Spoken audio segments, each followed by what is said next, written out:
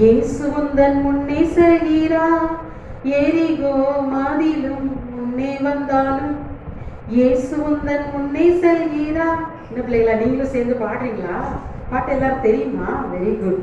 அப்ப எரிகோ மதில் முன்னாடி வந்தாலும் நம்ம மதில் போல பெரிய காரியங்கள் மழை மாதிரி சில கவலையான சூழ்நிலைகள், நமக்கு ஒரு சில காரியங்கள் கஷ்டமானது முன்னாடி வந்தாலும் பயப்பட தேவையில்லை.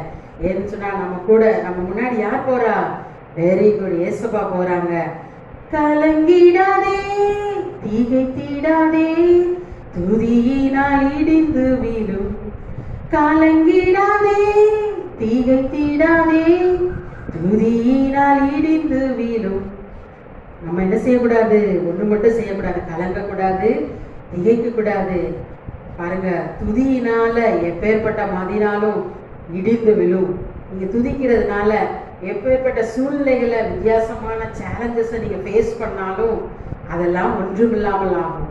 ஓகே பிள்ளைகளா, நம்ம பாடி கத்தர துதிக்கலாமா? ஆக்ஷன் பண்ணலாமா? ஓகே.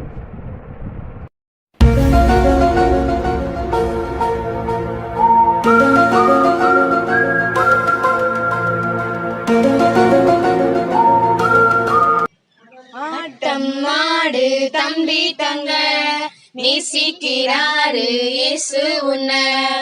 ஆட்டம் மாடு தம்பி தங்க, நேசிக்கிறாரு இயேசு உன்னை.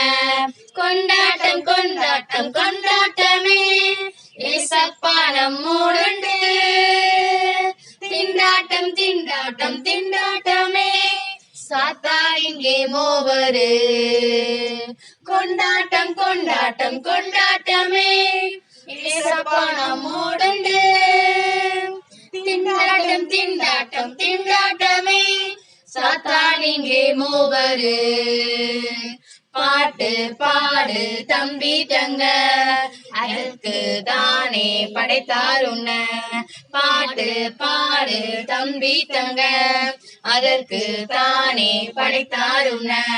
கொண்டாட்டம் கொண்டாட்டம் கொண்டாட்டமே, ஏசப்பா நம்மோடுண்டு. திண்டாட்டம் திண்டாட்டம் திண்டாட்டமே, சாத்தான் இங்கே மூவரு.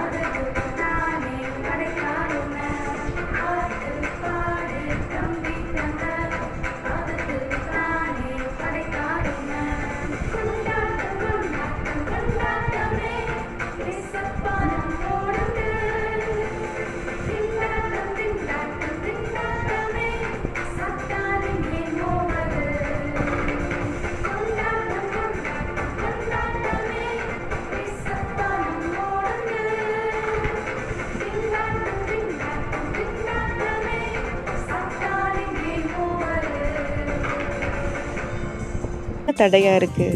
உங்களுக்கு எரிகோ மதில் தடையாக இருக்குது. அந்த மதில் நம்ம பார்க்குறப்ப எப்படி இருந்துச்சுப்பா? அதை கடக்க முடியுமா? இல்லை ரொம்ப உயரமாக, ரொம்ப ஸ்ட்ராங்காக, ரொம்ப பலமாக, பெருசாக இருந்துச்சு. அதை நம்ம கண்ணால் பார்க்குறப்ப அதை கண்டிப்பாக கடக்க முடியாதுன்னு தோணுச்சு. அதுபோல தான் இதை நீங்கள் கேட்டுக்கொண்டு இருக்கவங்க யாராக இருந்தாலும் சரி, ஏசப்பா உங்ககிட்ட தான் பேசுகிறாரு. நம்ம நினைப்போம் நம்ம இடத்துக்கு போகிறதுக்கு, இல்லை நம்ம படிப்புக்கு, இல்லை நம்ம வேலை காரியங்களுக்கு எத்தனையோ விஷயங்கள் ஒரு பெரிய தடையாக இருக்கலாம். ஆனால் அந்த தடையை காட்டிலும் நமக்குள்ளே இருக்க ஏசப்பா ரொம்ப பெரியவர். அவங்க எப்படி அந்த எரிகோ மதிலை கடந்து போனாங்க? ஆமாம், முதல்ல ஏசப்பா சொல்லுக்கு கீழ்ப்படிஞ்சாங்க, ஏசப்பாவை நோக்கி கூப்பிட்டாங்க. அதுபோல தான் நம்மளும் ஏசப்பாவை நோக்கி கூப்பிடணும். அதை கண்டு பயப்படக்கூடாது, கலங்கக்கூடாது. ஏசப்பா சொல்கிறதுக்கு நம்ம கீழ்ப்படைஞ்சு ஏசப்பாவை துதித்து அவரை உயர்த்தி பாடும் பொழுது, நன்றி சொல்லும் பொழுது, ஏசப்பா இந்த தடையெல்லாம் நீக்கி நம்ம எங்கே செல்லணுமோ, நமக்கு என்ன தேவையோ அதை நமக்கு கொடுப்பாரு. சரிங்களா ஃப்ரெண்ட்ஸ்? நம்மளும் ஏசப்பாக்குள்ள சந்தோஷமாக இருக்கணும், அவர் சொல்கிறதுக்கு கீழ்ப்படியணும். சரிங்களா? நீங்களும் கீழ்ப்படிவீங்களா? ஒரு துதிச்சு பாடுவீங்களா? Okay friends.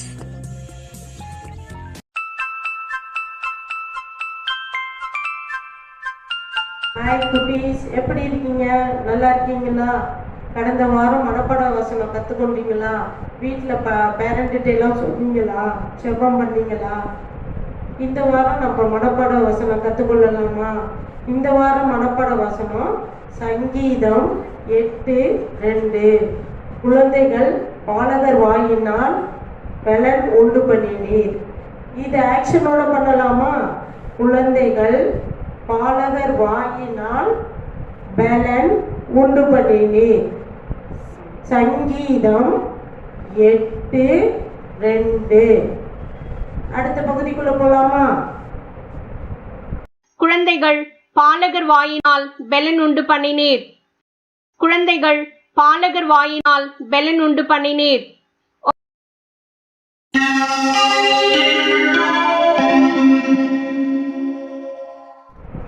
Hi friends, story கேட்டீங்களா? எப்படிப்பா அந்த இஸ்ரவேல் ஜனங்கள் அந்த எரிகோ மதில கடந்து போறாங்க அப்படின்னு பார்த்தோமா? எத்தனை நாள் அவங்க அந்த எரிகோ மதில சுற்றி வராங்க மறந்துட்டீங்களா?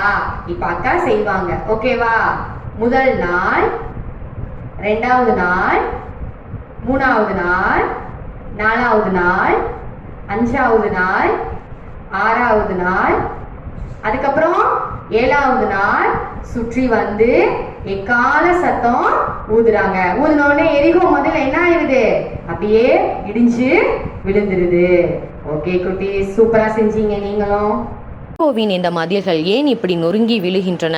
ஒரு பெரிய அணுகுண்டு போடப்பட்டிருப்பது போல் அல்லவா தெரிகிறது. ஆனால் அந்த காலத்தில் அணுகுண்டுகளோ பீரங்கிகளோ கிடையாது. அப்படியானால் இது கர்த்தர் செய்த மற்றொரு அற்புதமே. இது எப்படி நடந்ததென்று இப்போது நாம் பார்க்கலாம். யோசுவாவிடம் கர்த்தர் என்ன சொல்கிறார் என்பதை கவனமாக கேள். யுத்த புருஷராகிய நீங்கள் அனைவரும் பட்டணத்தை சூழ்ந்து ஒரு தரம் சுற்றி வாருங்கள். இப்படி 6 நாள் செய்ய கடவீர்கள். 7 ஆசாரியர் பெட்டிக்கு முன்பாகவும் 7 கொம்பு எக்காலங்களை பிடித்து கொண்டு போக வேண்டும். 7ஆம் நாளில் பட்டணத்தை 7 தரம் சுற்றி வர கடவர்கள். ஆசாரியர் எக்காலங்களை ஊத வேண்டும். அவர்கள் அந்த கொம்புகளினால் நெடுந்தொனி இடும்போதும் நீங்கள் எக்கால சத்தத்தை கேட்கும் போதும் ஜனங்கள் எல்லோரும் மகா ஆரவாரத்தோட ஆர்ப்பரிக்க கடவர்கள். அப்பொழுது பட்டணத்தின் அலங்கம் இடிந்து விழும். உடனே ஜனங்கள் அவரவர் தங்களுக்கு நேராக ஏற கடவர்கள் என்றார். கர்த்தர் சொன்னபடியே யோசுவாவும் அந்த ஜனங்களும் செய்கிறார்கள். அவர்கள் அணிவகுத்து செல்கையில் எல்லோரும் அமைதியாக இருக்கிறார்கள். யாரும் ஒரு வார்த்தை கூட பேசுகிறதில்லை. எக்கால முழக்கமும் காலடி சத்தமும் மட்டுமே கேட்கிறது. தேவனுடைய ஜனங்களின் எதிரிகள் கட்டாயம் பயந்து போயிருப்பார்கள். ஜன்னலில் இருந்து தொங்கிக் கொண்டிருக்கிற அந்த சிவப்பு நிற கயிறை உன்னால் பார்க்க முடிகிறதா? அது யாருடைய வீட்டு ஜன்னல் தெரியுமா? ஆம், அது ராகாபுடைய வீட்டு ஜன்னல். அந்த 2 வேவுக்காரர்கள் சொன்னபடியே அவள் செய்திருக்கிறாள். வெளியில் நடப்பதையெல்லாம் அவளும் அவளுடைய குடும்பத்தாரும் கவனித்துக் கொண்டிருக்கிறார்கள். கடைசியாக 7வது நாளில் தேவனுடைய ஜனங்கள் அந்த பட்டணத்தை சுற்றி 7 தடவை நடந்த பின்பு எக்காலங்கள் முழங்குகின்றன. போர் வீரர்கள் உறக்க கத்துகிறார்கள். உடனே அந்த மதில்கள் பொலபலவென்று நொறுங்கி விழுகின்றன. அப்பொழுது யோசுவா, பட்டணத்தில் உள்ள எல்லோரையும் கொன்று எல்லாவற்றையும் எரித்து போடுங்கள். வெள்ளி, பொன், செம்பு, இரும்பு ஆகியவற்றை மாத்திரம் பத்திரப்படுத்தி கர்த்தரின் ஆசாரிப்பு கூடாரத்தின் பொக்கிஷத்திற்கு கொடுங்கள் என்று சொல்கிறார். பின்னர் அந்த 2 வேவுக்காரர்களிடம் ராகாபின் வீட்டுக்குள் போய் அவளையும் அவளுடைய குடும்பத்தார் எல்லோரையும் வெளியே அழைத்து வாருங்கள் என்று சொல்கிறார். ஆம், ராகாபும் அவளுடைய குடும்பத்தாரும் ராகாப் கர்த்தருக்கு பயந்து அந்த வேவுக்காரர்களுக்கு உதவியதால் காப்பாற்றப்படுகிறார்கள். நாமும் தேவனுக்கு பயந்து வாழ்ந்தால் நம்மையாயும் நம் குடும்பத்தையும் ஆபத்தான சூழ்நிலைகளில் காப்பார்.